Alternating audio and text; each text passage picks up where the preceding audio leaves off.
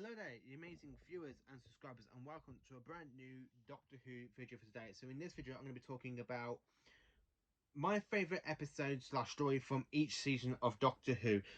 There are 38 seasons so far, coming up to season 39 with series 13, or as you like to call it, you've got series 1 to 26, and then season 1 to 26, and then you've got series 1 to series 12. So in this one, I have actually modded them. So you've got Classic Who and Modern Who. As you can see, this is my list. I'm not showing you all of it because I don't want to spoil it, because I do want to talk about each story of which one's my favourite.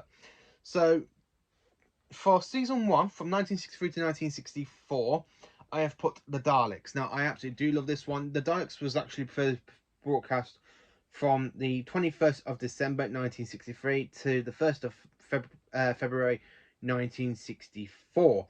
I absolutely do love it. It's the introduction story to the Daleks, introduction story to the Thals, and it's the second ever Doctor Who story to ever be made. It's just another, and it's and it is actually the best story out of season 1. To be honest with you, it's what I love about it.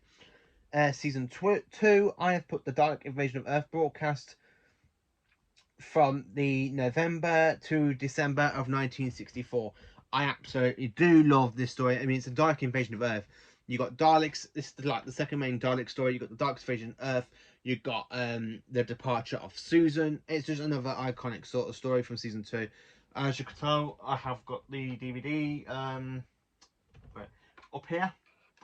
I've got it up here on the top shelf. So do love it. Season 3 from 1966 is the War Machines. I absolutely love the War Machines. It's the last story from season 3. You got the departure of Dodo. Yeah, give it to Dodo. She's gone. She's terrible. She's terrible. She's terrible. I don't like Dodo. Not the actress, because who sadly has just passed away a couple weeks ago. I just don't like Dodo. I think she's like kind of wooden in a way. It's not the actor's fault. It's just the way they've told her how to play it. I absolutely think she's like kind of really badly wooden. And it's also the introduction story to Ben and Polly, which are the first and second Doctor's companions. I actually do like Ben and Polly.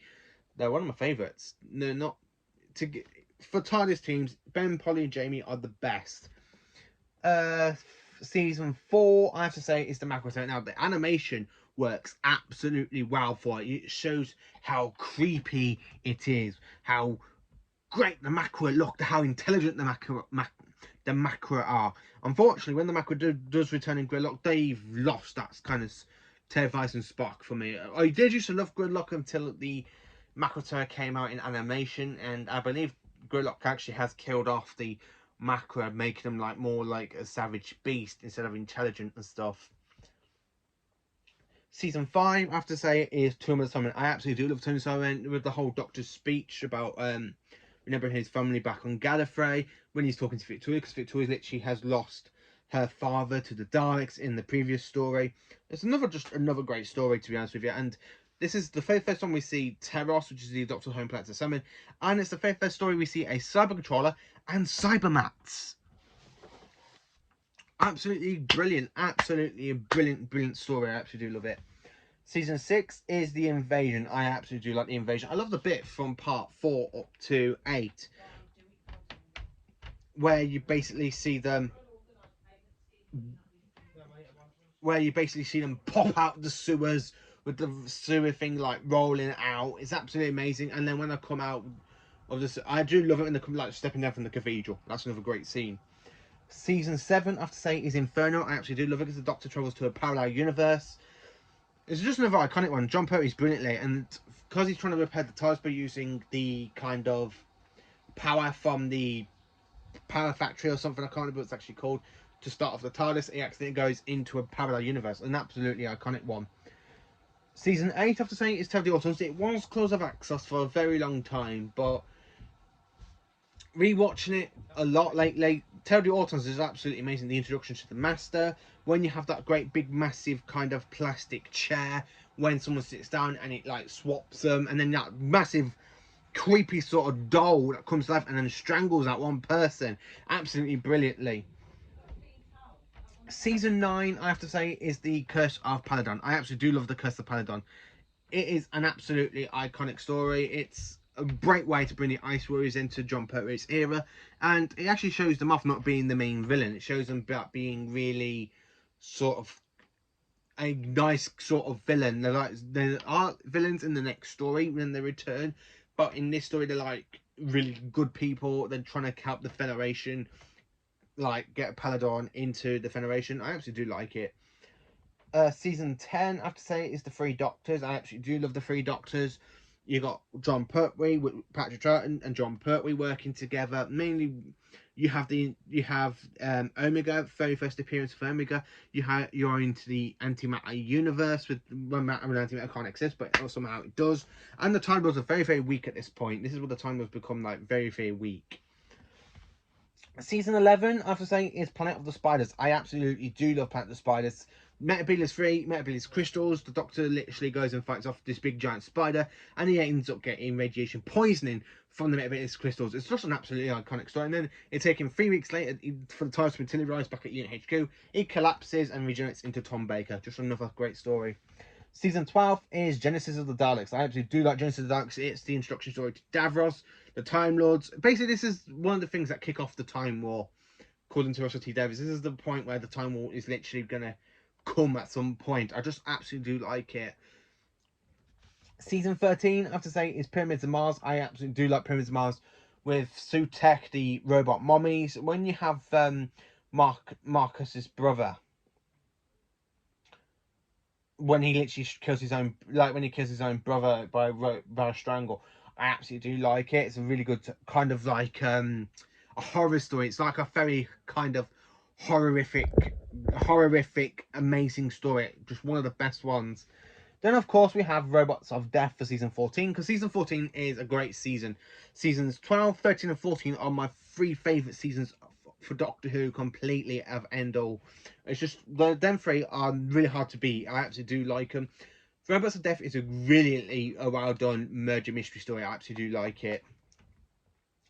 Season 15, I have to say, is Horror Shamrock. Again, a good thing for horror, really. It's really good. It feels so claustrophobic with it all being set in a lighthouse, and with the Santoran enemy known as the Root, and when it's literally climbing up the stairs and shape-shifting, and it kills people one by off, and at the end of it, it's just the Doctor and Leela that basically survive. It's just a great story. Season 16, I have to say, is the Pirate Planet. I absolutely do like the Pirate Planet. Or as I like to call this one, the kind of vampire planet, because this planet can jump through different time zones onto planets. It shrinks them down, and although like gets turned into like rubies and stuff, I absolutely do like it. The Captain's the best villain. I do like the Captain. It makes me laugh every time. Mr. Fillory! Mr. Fillory! I just absolutely love the Captain, and Tom Baker's absolutely brilliant in it as well. Season 17, I have to say, is the City of Death. I absolutely do love it. It's a great story. I love the whole plot of Scaroth, the last of the not the Jaggerfest, Jagger something like that. I like when Scaroth literally gets split across time and space through different time zones, where you got one with Leonardo da Vinci, then you've got one in Paris trying to steal the Mona Lisa, and the Doctor just writes, "This is a fake." I just absolutely love that one. Season 18, I have to say, is Keeper of Traken. I absolutely love it. Cassia is a really great person. I do like her, because thinking she's the villain when it's actually not. It's actually the Malka. The Malka, spoiler alert, is actually a TARDIS that was used by the Master, so the Master can use. So the Master can actually use his TARDIS to try and get to the power of the source of the Traken people, so he can renew himself. And it does work a little bit before the source is tampered by Nyssa and Adric, and he has to jump, and he literally has a little bit of the source power to jump into Trimus's body. Just cracking stuff. Season 19, I have to say, is Earthshock. I actually do like it. I like the whole reveal at the end of the summon, at the end of part 1. Destroy them! Destroy them at once! I actually do like it. I'd like the bit in part 2 where he goes, "A TARDIS, a Time Lord, but they're forbidden to interfere. This one calls himself the Doctor, and he does nothing else but interfere." I absolutely love this. I believe as soon as he says that, it's just another great story. For season 20, I have to say, it's the Five Doctors. The Five Doctors is the highlight story of the season, really. Season 20 for me is an okay story. Isn't it kind of an okay season? You start off with a very weak sort of thing for Arc of Infinity. Then you go into Snake Dance, which is like really high up. Maureen Undead, again, high up. Terminus, again, high up. Enlightenment's like halfway down the middle. King's Demon, and although I do like it, I have to say it's like lower than then when you get to the Five Doctors, for me, I have to say it's higher than Snake Dance, Morin Undead, and Terminus. I absolutely do like it. I mean, set on Gallifrey, you got Barusla, you got Cybermen, you got Daleks, you got Yeti, you got Illusions of Zoe and Jamie, Liz Shawn, Captain Yates, and of course you got the first Doctor with Susan, you got the second Doctor with the Brigadier, you got the third Doctor with Sarah Jane Smith, and you got the fifth Doctor with Tegan and Tarlo. It's just a great way, and I absolutely love it. It goes, more to the point, what are you young people doing inside my TARDIS? It's his TARDIS, who might he be? The Doctor. And I look at him and goes, regeneration? Fourth. Goodness me, so there are five of me now. I would love to say David Bradley would have done that in Twice Upon a Time. Regeneration. Hard to explain. I just absolutely love that one. Season 21, my favourite story for season 21 is actually the case of Androsani. I absolutely do like it. It's a great sort of finale for the Fifth Doctor, where he literally runs to the TARDIS and it's exploding and everything. I absolutely do love it. It's a great way, to be honest with you. It's a great way to sort out, to end a finale for the Fifth Doctor, and it's so dark and everything else. And the way he sacrifices his own life to save Perry is just another great sort of way for a Doctor to go out. Season 22 is Attack of the Cybermen. Now, this one is a lot of violence. I absolutely do like it because not only is it like a prequel and a sequel to so many different stories from the 60s Doctor, it's like a prequel to the 10th Planet, and then you got a sequel to the Tomb and the Invasion. I absolutely do like this one because not only that though, it's literally, you have that massive scene with the two Cybermen crushing Litton's hands, and as you see them crush it, you see his bones breaking, you see the blood squirting out of his hands, and when he's there on the floor like that with his hands all squished and bones broken, it was absolutely amazing. Season 23, I have to say, is Mind Warp. I do like Mind Warp because I think it's a good story. I like the way they bring back Syl and they go to his own planet, Thera Beta. I actually do like that. Season 24, I have to say, is Dragonflight. I absolutely do like Dragonflight. Kane is one of my favourite villains from season 24. I actually do like the way Kane is. I mean, he's all frozen. One touch of him and you die. It's another great sort of retrospect story, really, and it's the introduction story to Ace. It's absolutely about her, and Bonnie Langford departs as Mal.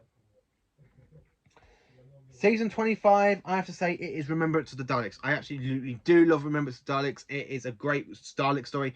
The Doctor destroys Skaro using the Hand of Omega. You got the Daleks, Civil War. You got the Renegade Daleks and the Imperial Daleks. You got Davros kind of converts himself into an Emperor Dalek in this.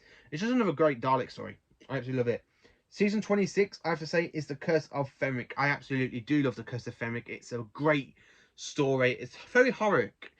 For some reason, for me, when I say I like, you can tell on my channel, I do love the kind of horror sort of stories they pull off in Doctor Who, and The Curse of Fenric is my all-time favourite horror story. For series 1, I have to say it is Dalek. I actually do like it with the Ninth Doctor when he comes across a Dalek and he goes, what you here for? What the hell are you here for? I am waiting for orders. I am a soldier. I was bred to receive orders. You're not going to get any. Never. I demand orders. You're never going to come. Your race is dead. It'll all burn, all of you, the entire Dalek race, wiped out in 1 second. You lie. I watched it happen. I made it happen. You destroyed us. And he's like, I've got no choice. I had no choice. And goes, and what of the Time Lords? They're dead. They're burnt with you. The end of the last great Time War. Everybody lost. I just absolutely do love that speech from Eccleston's Doctor. Series 2, I have to say, it is Rise of Cybermen and Age of Steel. It's an amazing two-parter. Set in a parallel universe. You've got Cybermen, and I like the way they actually like take him into the factory of Cyber Industries, and then when they have to put on a piece of music just so the screaming, so they can try and block out the screaming from the people being converted into Cybermen, because they're literally having their brains cut out the human bodies and place it into metal bodies with the cyber heads. I absolutely do love it. And then when they do it to John Lulick, I like the whole cyber controller of John Lulick with the like, brain showing the shiny eyes. It's just a great story. For series 3, I have to say it is Blink. I absolutely do like Blink. The very first introduction story to the Weeping Angels. Sari Spallow, she's a great one-off character. Same with David Nightingale. He's a great supporting character, really. I absolutely like it. I like how they have to try and get the TARDIS back to the Doctor in 1963 because the Weeping Angels accidentally sapped him and Martha back into 1963. I absolutely do like that. Series 4, I have to say it is Stolen Earth and Journey's End. Now, this one, for me, is a great crossover episode between Doctor Who and its two spin-offs, between Torchwood and the Sarah Jane Adventures. I absolutely love it, where you got Jack, Captain Jack, you got Gwen Cooper, Ianto Jones in Torchwood, and then you got, like, in London, in Essex, you have Sarah Jane Smith, Luke Smith, K9, and Mr. Smith. And they all come together to work with Rose, Martha, to try and help the Doctors defeat Davros and the Daleks, and that bit with Wilfred burning Crippens with that paint gun. Well, I heck, my vision is not impaired. I absolutely do love that. Series 5, I have to say, it is Time of Angels and Flesh and Stone. I absolutely love this amazing two-part. Weeping Angels go around snapping people's throats open, sitting in the voice boxes and talking like Fat Angel Bob.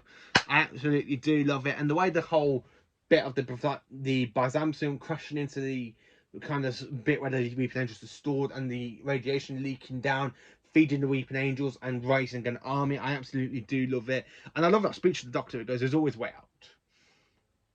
And the way he talks to Angel Bob at the end of it, I'll just love it. And he goes, Angel Bob.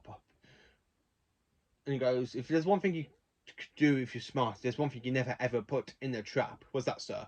And he leaves there with a gun, me. I absolutely do like that. Series 6. Now, there's only one episode I absolutely do love from Series 6, and it is A Good Man Goes to War. So, having Madame Cavalli and The Silence basically kidnapping the Doctor's friend Amy Pond, just so they can actually have a baby and then turn her baby to a weapon to kill the Doctor, basically just turns out to be River Song. I absolutely love it. I absolutely do love it because one, you see the Doctor going to full strength, so you actually see how dark the 11th Doctor goes because he actually builds up an army with Strax. You have Madame Fastra, Jenny, Jaju, Silurians, and then you've got the Hellas Monks, and when they even behead the Dorian. I absolutely do love it. It's a great story, and When a Good Man Goes to War is one of my personal favourite episodes. I absolutely do love it. And when you have that speech where Madame Cavalli and the Doctor goes, today's not a good day to find out why I have so many. I absolutely do like that speech.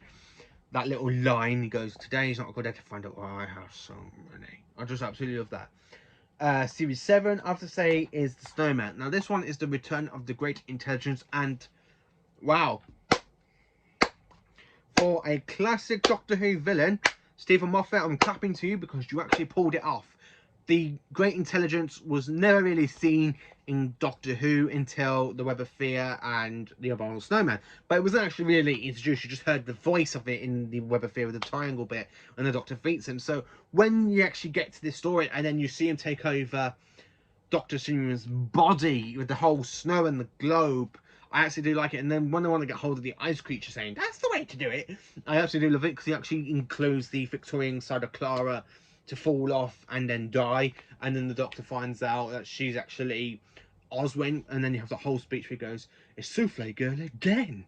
I absolutely do like that. The Snowman is the best Christmas special for the Matt Smith run, followed by A Christmas Carol, and then Time of the Doctor. Series 8, is this really no contest for Series 8? It is Deep Breath. I just absolutely love Deep Breath. It is an incredible story. Peter Capaldi's very first introduction. You've got Clockwork Droids. It's just an absolutely iconic one. Series 9, I have to say, it's Face the Raven just because of that speech where he goes, fix this, fix it now.